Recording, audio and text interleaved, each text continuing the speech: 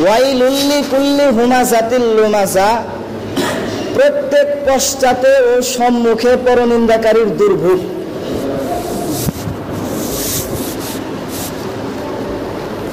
ওয়াইল শব্দের অর্থ হলো দুর্ভোগ, কঠিন আযাব, শাস্তি। জাহান্নামের একটা ওয়াদির নাম, জাহান্নামের একটা অংশের নামও কি? ওয়াইল। ওয়াইল মানে ধ্বংস।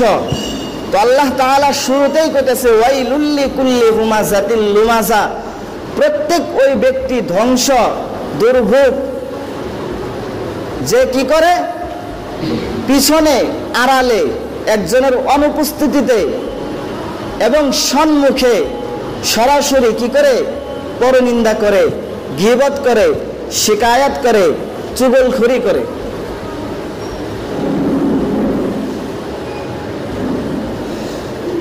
প্রত্যেক ওই ব্যক্তি ধ্বংস, প্রত্যেক ওই ব্যক্তির জন্য কঠিন আযাব, কঠিন শাস্তি রয়েছে।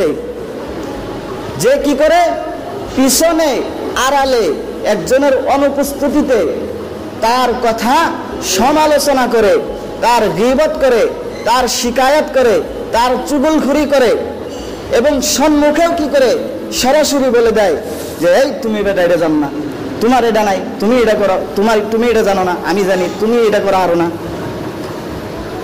সম্মুখে কি করে সরাসরি একজন মানুষকে মানুষের সম্মুখে বেইজ্জতি করে, কথার দ্বারা কি করে আঘাত করে। আল্লাহ তাআলা এই সূরার মধ্যে এই কঠিন আযাবের কথা কইছে। আরো কি আল্লাযী জামাআ মালাও ওয়া আদ্দাদা, আর যে কি করে অর্থ সঞ্চিত করে এবং গণনা করে। আল্লাযী জামাআ মালাও ওয়া আদ্দাদা, যে সম্পদ কি করে অর্থ সম্পদ সঞ্চয় করে, জমা করে, আর ওইটা কি করতে থাকে বারবার গুনতে থাকে, গণনা করতে থাকে। ইয়াহসাবু আন্না মালাহু আখলাদা, সে মনে করে তার এই সম্পদ তার কাছে চিরকাল থাকবে। কি মনে করে? ইয়াহসাবু আন্না মালাহু আখলাদা, সে মনে করে তার সম্পদ তার কাছে চিরকাল থাকবে। কিন্তু আল্লাহ তাআলা কইতেছে কাল্লা, কখনো না। লায়ুমবাযান্না ফিল হুতামা, তাকে নিক্ষিপ্ত করা হবে পিষ্টকারীর মধ্যে, তাকে কি করা হবে নিক্ষিপ্ত করা হবে। এবার আল্লাহ তাআলা আল্লাহ রাসূলকে সম্বোধন করে বলতেছে ওয়া মা আদরাকা মাল হুতামা, হে নবী আপনি কি জানেন হুতামা কাকে বলে? আল্লাহ তাআলা নিজেই জবাব দিতেছে হুতামা হলো নারুল্লাহিল মুকাদা, আল্লাহর প্রজ্বলিত আগুন।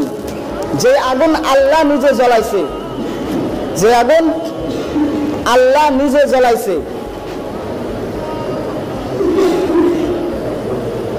আল্লাতী তাত্তালিউ আলাল আফইদা, যে আগুন কি হবে লাগার সঙ্গে সঙ্গে হৃদয় পর্যন্ত পৌঁছে যাবে, কলিজা পর্যন্ত পৌঁছে যাবে, কলিজা পুরো ছারখার হয়ে যাবে।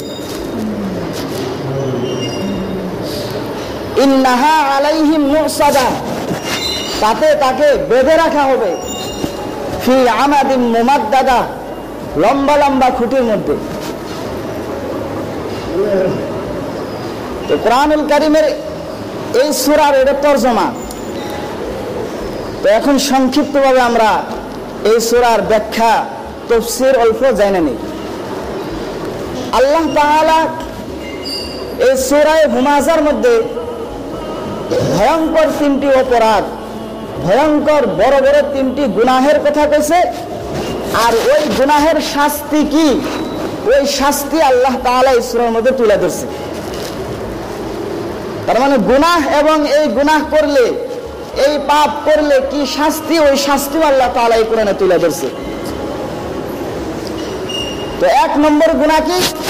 আল্লাহ তাআলা এই কোরআনুল কারীমের এই সূরা হুমাযার মধ্যে কইতেছে ওয়াইলুল লিকুল্লি হুমাযাতিল লুমাযা, প্রত্যেক ওই ব্যক্তির ধ্বংস যে কি করে হুমাযা, মানুষের আড়ালে পিছনে একজনের অনুপস্থিতিতে তার সমালোচনা করে, তার গীবত করে, তার শিকায়াত করে।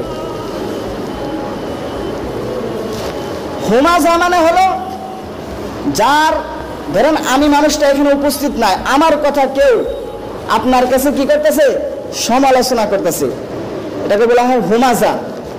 আর লোমাজা, লোমাজা কওয়া হয় সরাসরি সম্মুখে আমি আপনাকে বলে দিলাম, এই তুমি এটা করো, তুমি এটা ভালো, এটা জানো না, তুমি এটা করা হারো না। সম্মুখে একজন মানুষকে কি করা, জলিল করা, বেইজ্জতি করা। তো এই দুইটা হলো ভয়ঙ্কর গুনাহ, গীবত, শিকায়াত, পরনিন্দাকারী।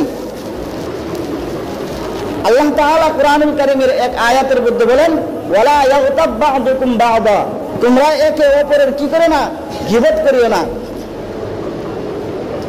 আইয়ুহিব্বু আহাদুকুম আন ইয়াকুলা লাহমা আখিহি মাইতান ফাকারিহতুমু, তোমরা কি এটা পছন্দ করো যে তোমরা তোমার মৃত ভাইয়ের গোশত খাবে? গীবত করাকে আল্লাহ তাআলা মৃত ভাইয়ের গোশত খাওয়ার মতো বলছে। ফাকারিহতুমু, অথচ এটা আমরা কি করি, অপছন্দ করি। তুমি কি করে এটা অপছন্দ করি? আমরা কি কেউ পছন্দ করি যে নিজে মরা ভাইয়ের গোশত খাবো? কেউ পছন্দ করি? এটা তো কেউ পছন্দ করি না। কিন্তু আমরা কি করতেছি, ঠিকই গীবত করতেছি। আল্লাহ তাআলা কোরআনে কইতেছে, তুমি যদি গীবত করো, কারো শিকায়াত করো, তোমার মৃত ভাইয়ের গোশত খাওয়ার মতো। তো আল্লাহ তাআলা আমাদেরকে এই ধরনের গীবত, শিকায়াত, চুগলখড়ির থেকে বাঁচার তৌফিক দান করুক। তো এই হলো দুইটা ভয়ঙ্কর পাপ, হুমাজা, লুমাজা। পিছনে এবং সম্মুখে, আড়ালে এবং সরাসরি কি করা, মানুষের গীবত করা, শিকায়াত করা। আরেকটা হলো কি, আল্লাযী জামাআ মালাহু ওয়া আদ্দাদা, আর যে কি করে ধন সম্পত্তি, অর্থ সঞ্চিত করে এবং তা গণনা করতে থাকে।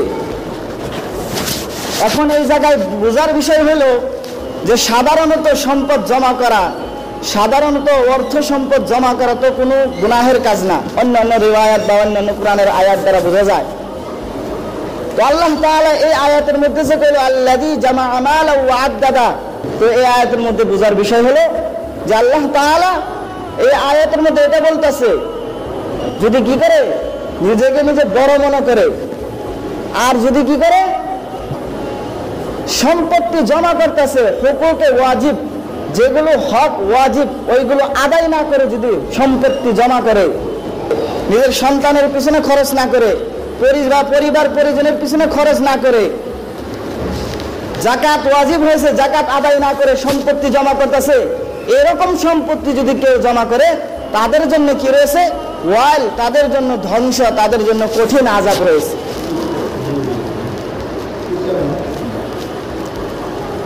ইয়াহসাবু আন্না মালাহু আখলাদা, আর এই সম্পত্তি গুনা গুনা রাখে, হ্যাঁ, আরে মনে মনে কি ভাবে, মনে মনে ভাবতে থাকে, ইয়াহসাবু আন, এটা কোনো আল্লাহ কইতেছে, মনে মনে ভাবে ইয়াহসাবু আন্না মালাহু আখলাদা, তার এই সম্পদ তার কাছে চিরকাল থাকবে। আল্লাহ তাআলা কইতেছে, কাল্লা, কখনো তোমার কাছে এই সম্পত্তি চিরকাল থাকবে না। হ্যাঁ, তোমার সব সম্পত্তি ছেড়ে তোমার কি করতে হবে, চলে যেতে হবে। লায়ুমবাযান্না ফিল হুতামা, আর নিক্ষিপ্ত করা হবে পৃষ্ঠকারীর মধ্যে। হ্যাঁ, আল্লাহ তাআলা যে আগুন নিজে জ্বলাইছে, নারুল্লাহিল মুকাদা, আল্লাহ তাআলা যে আগুন নিজে জ্বলাইছে ওই আগুনের মধ্যে দিবে।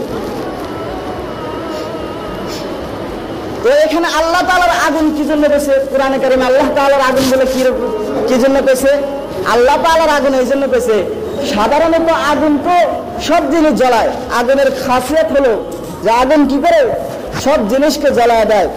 এখানে আল্লাহ তাআলার আগুন কি জন্য গেছে, আল্লাহ তাআলার আগুন এই জন্য গেছে, এই আগুনের হলনাক, এই আগুনের উত্তপ্ত পরিস্থিতি, মানে এই আগুন যে কঠিন আগুন, এটা বোঝানোর জন্য আল্লাহ তাআলার আগুন গেছে। আর এই আগুন কেমন আগুন, দুনিয়ার আগুন মানুষের শরীরে লাগলে শরীর পুড়ে যায়। হ্যাঁ, ধীরে ধীরে কি হয়, শরীর পুড়ে, চামড়া পুড়ে, তারপরে গোশত পুড়ে, লাহলায় পুড়ে। আল্লাতী তাতফালি আলাল আফইদা, আর এই আগুন লাগার সঙ্গে সঙ্গে কলিজায় দেয়া ধরবে, আর কলিজা পুরো সরকার হবে। ইন্নাহা আলাইহিম মুসাদা, আর এই আগুনের মধ্যে কি করা হবে, কোনো জায়গায় দৌড়াদৌড়ি করবে, ছোটাছুটি করবে না, বেঁধে দেওয়া হবে। ফি আমাদিন মুমাদ্দাদা, লম্বা লম্বা খুঁটির মধ্যে কি করা হবে? বেঁধে দেওয়া হবে।